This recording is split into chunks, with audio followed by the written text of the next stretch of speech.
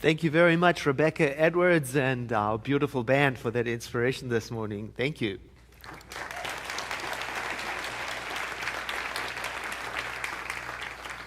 Hello.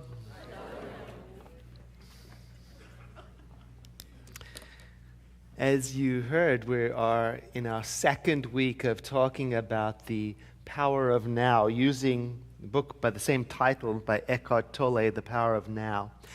A guide to spiritual enlightenment. And in terms of a recap so far, we've discovered that this book is the story of the author's journey of awakening to the power of each present moment, and his realization that the obstacle, one of the obstacles in the way of waking up in that way, is this habit that we sometimes have of identifying with the chatter of our own mind and believing it.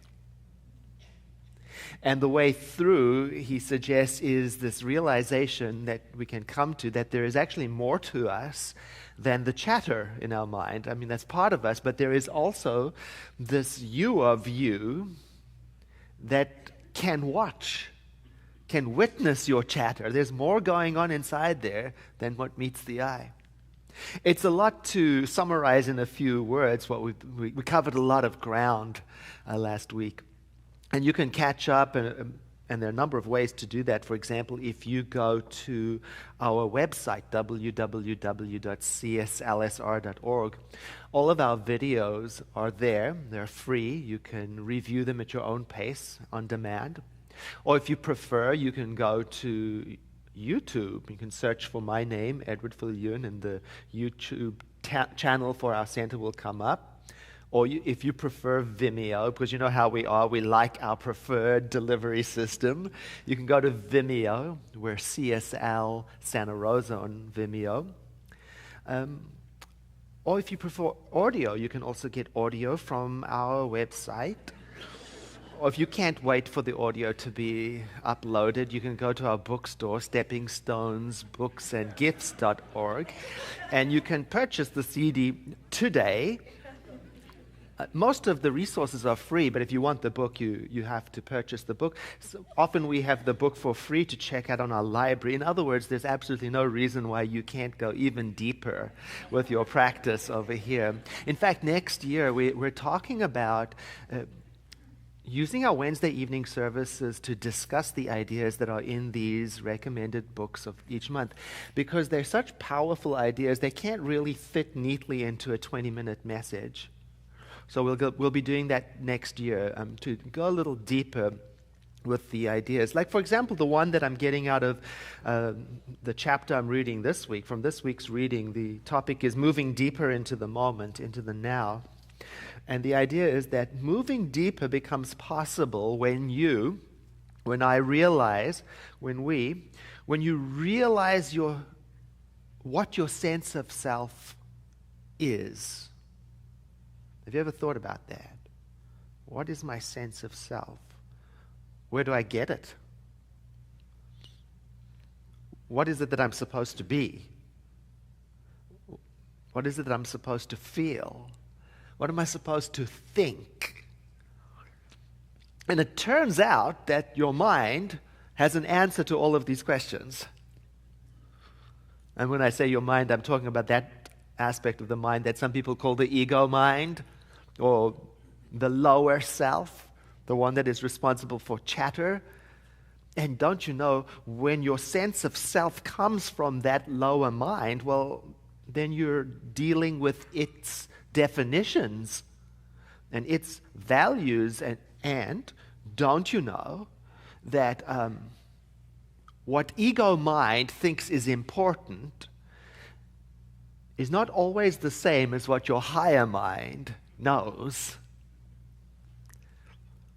And don't you know that one of these voices is very, very loud, whereas the other is very, very gentle? And because one is very, very loud, it tends to dominate the inner scene with its values and its ideas and its chatter, which often centers on things such as competition, comparison, winning, control, urgency, fear. That's why the author says in the book, for so many people, a large part of their sense of self is intimately connected to their problems. Because it's so loud. We're not saying that there aren't such things as problems. There truly are. The issue is that whether they're real or imagined, when I identify with them solely or strongly to the exclusion of everything else, I start to limit my sense of self. And we're about discovering if there's more. It has nothing to do with being right or wrong or good or bad. It's just about accurately identifying your sense of self. I was thinking we ought to have a new 12-step program here at the center. Hello, I'm Edward, and I'm addicted to my mind's thinking.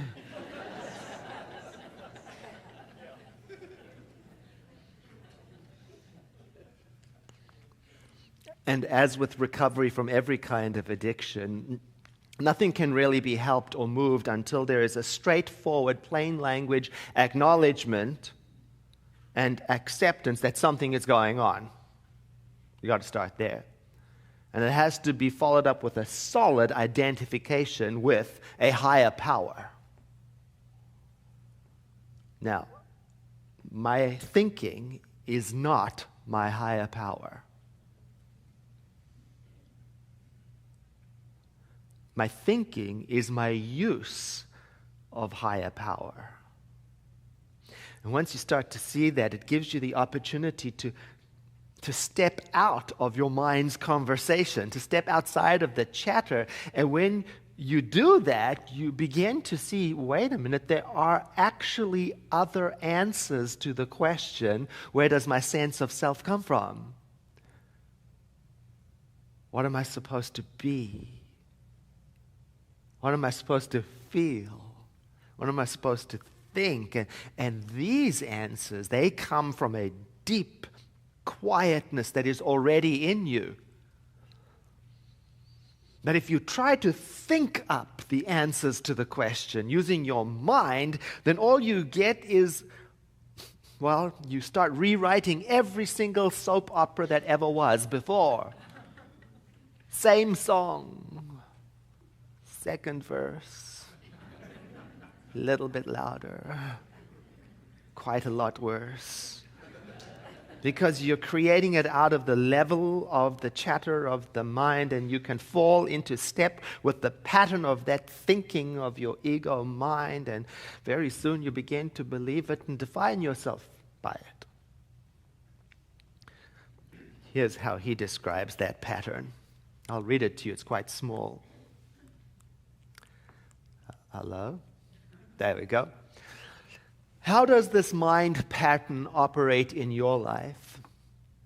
Are you always trying to get somewhere other than where you are?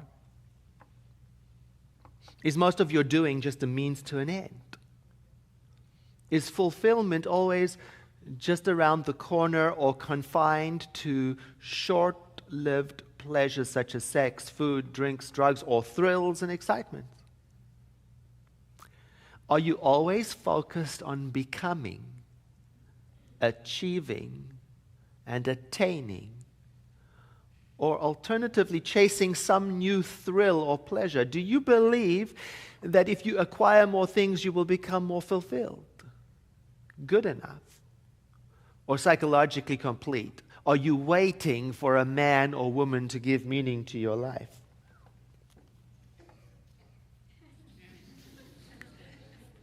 And he's very clear to say that we're not about making an enemy out of our minds. No, the mind, he says in the book, is not dysfunctional. In fact, it's a wonderful tool, he says. Dysfunction, however, sets in when we seek a definition for ourself in the activity of the mind and mistake it for who you are when you start to think your mind's chatter is your personality. Is you. So where does it all go wrong? Right in that moment when the chatter, the mind's thinking, takes you out of the current moment into anywhere else. Into the future, into the past. And it's obsessed with things of the past and the future. And I am trying to become obsessed with reality. To have a full-on love affair with reality, with what's happening right now. So on Friday, I was slicing figs for my dehydrator because I've got a big old fig tree in the backyard. So there I am, slicing the figs, and my mind says, I'd rather be doing something else right now. This is messy. Wait, this one's not ripe yet. Why did I pick it? Why didn't I pay attention? There's got to be a faster way of doing this. I should have done this sooner. Maybe I can do all of this later. You know what? It would be easier just to buy dehydrated figs that are already done. You know what? Last year's figs were better than this year. What's up with this? Have you ever seen that? Have you ever seen that going on? And so I caught it in the moment. I caught it. I spotted the activity of my mind, and I realized it's like nobody is home. But when they left the TV on. And it's playing back to back the same soap opera. Daytime TV. And as a result, nobody is home to witness the miracle of a ceramic knife and how it cuts. The miracle of this thing in nature called a fig. No one there to notice what happens when you pick it, when you wash it, when you touch it, and when you slice it, and when you place it in a dehydrator. Nobody there. Just the noise of the TV. Until I came home to the moment. And then when I came home to the moment, then I could see my hands. I could see my hands.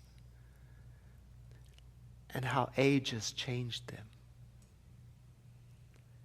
How arthritis is changing them. How there's a pulse in a vein. Moved by my heart. I have a heart. And there's hair. Back to the knife.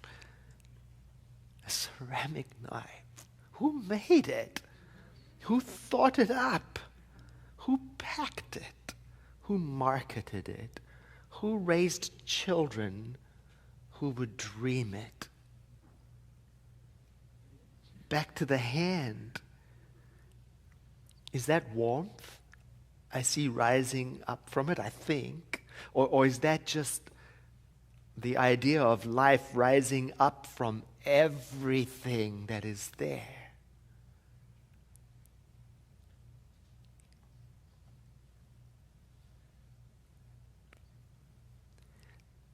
In life-threatening emergency situations, that shift of awareness takes place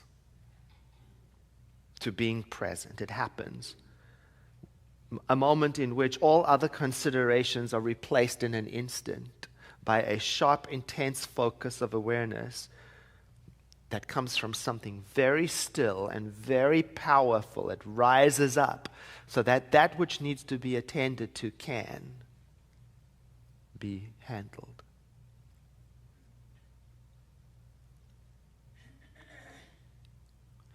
I'm thinking about my brother and a time when he fell.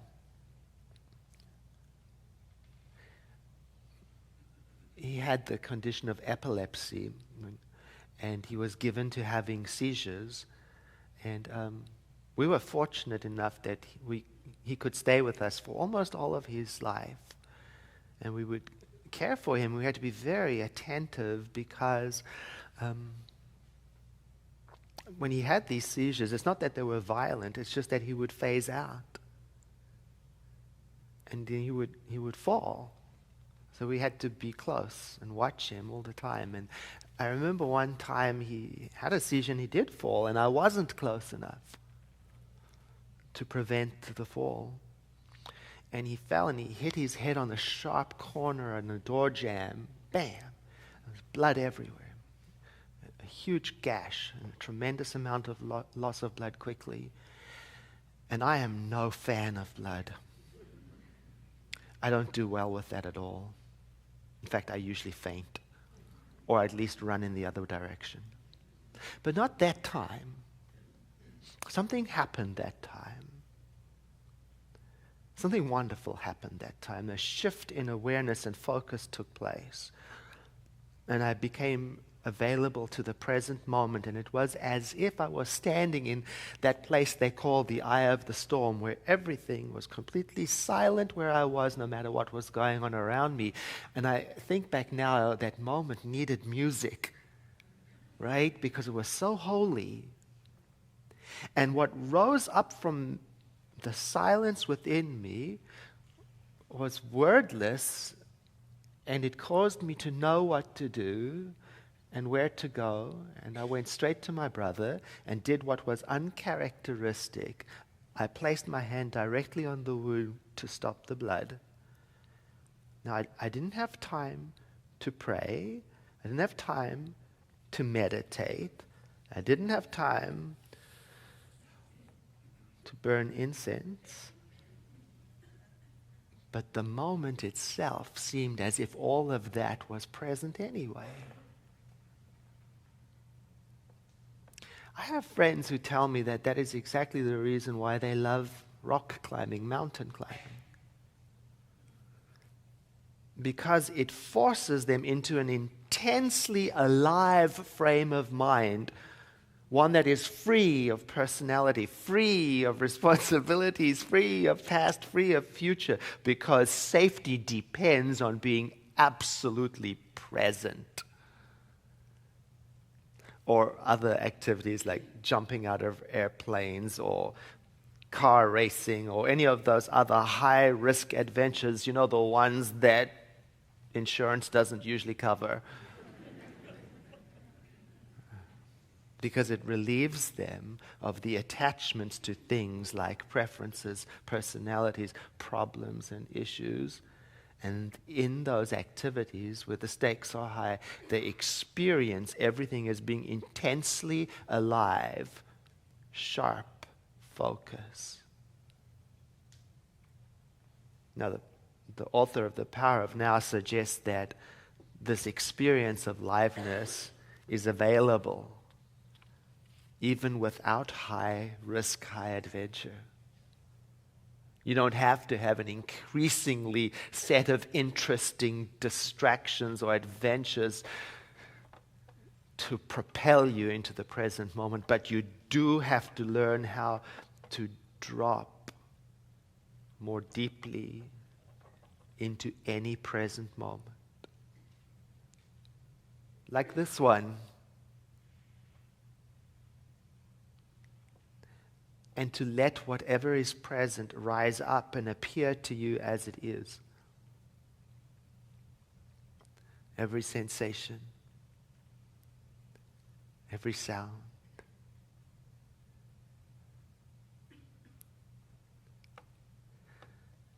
Because the miracle of it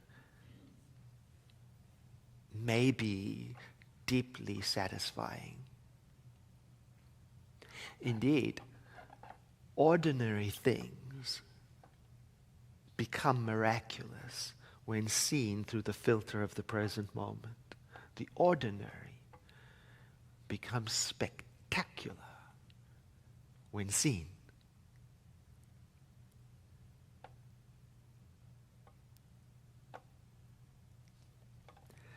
A long time ago, I was sitting at the airport waiting for a ride, and a courtesy van drove by, and it had on the sign, saying, "How am I driving? Call 1-800, etc." And as I watched that, I thought to myself, I should call and try to answer the question to the best of my ability. It seems sincere. Hello? I know you're inquiring as to how are you driving. Well, you see, there is a power in the universe greater than you are. And you are focusing it by directing your thoughts, your feelings, and your attention to the task of maneuvering safely through this world. And as a result, this power is being channeled through you in specialized ways, some unconscious, some conscious.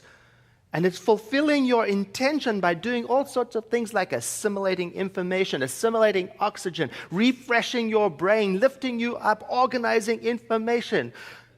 That's how I think you're driving.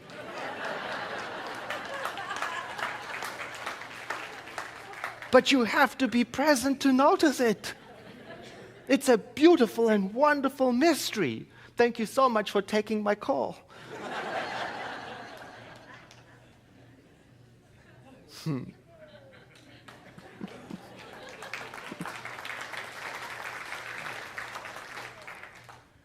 Oh, the beautiful, wonderful mystery of being, the ordinary being miraculous. It requires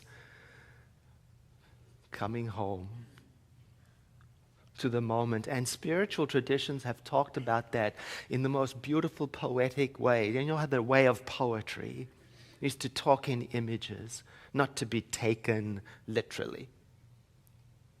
Images to remind us that this great and beautiful mystery of the ordinary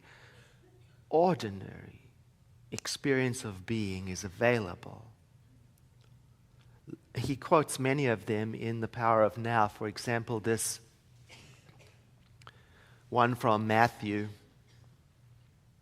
Take no thought for the morrow shall take thought for things of itself. It's a poetic way of saying, be here. And it goes on to say, if you know it, and don't worry about forecasting and projecting all the things that are wrong, because that will take care of itself. That's my paraphrase.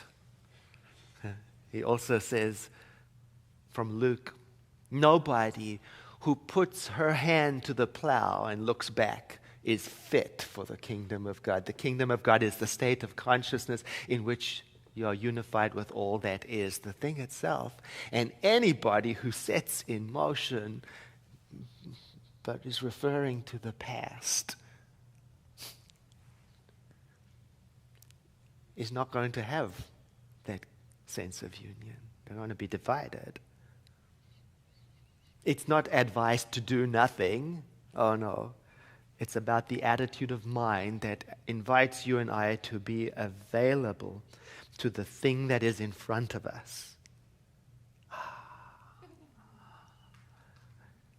He quotes the Sufi poet Rumi. Past and future veil God from our sight. Burn up both of them with fire.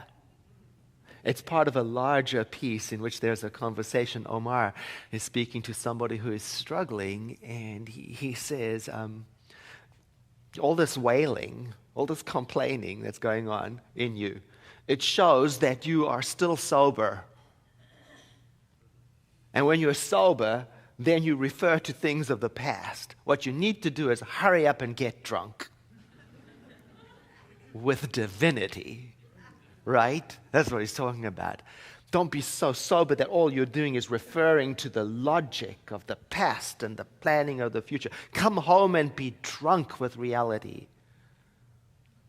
Have an affair with reality.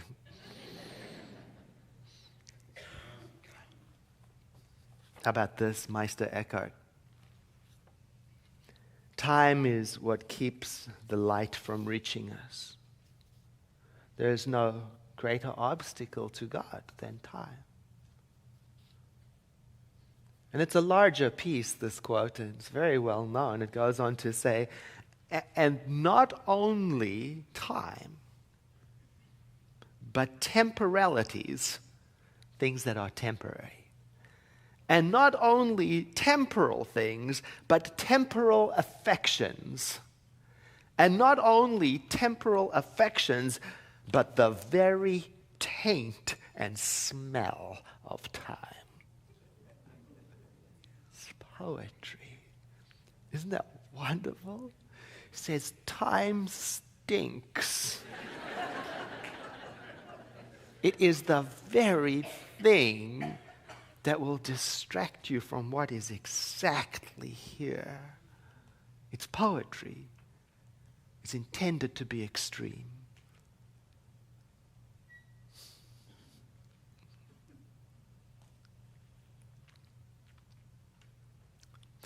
I would like to close with one of my favorite teachers. Oh, I have so many. But I particularly like Gangaji for her work on being present.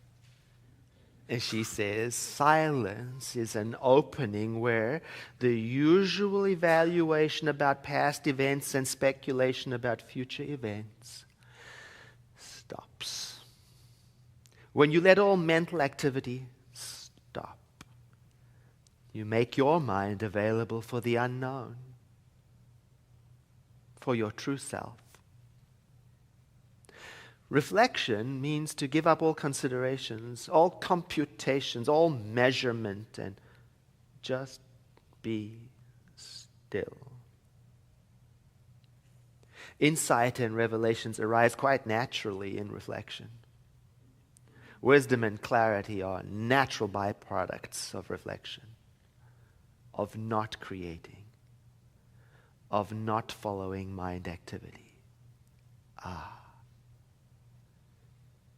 So then let us take a moment to breathe in together and to exhale into quietness, into the opening of silence, in whatever way seems appropriate, to effortlessly witness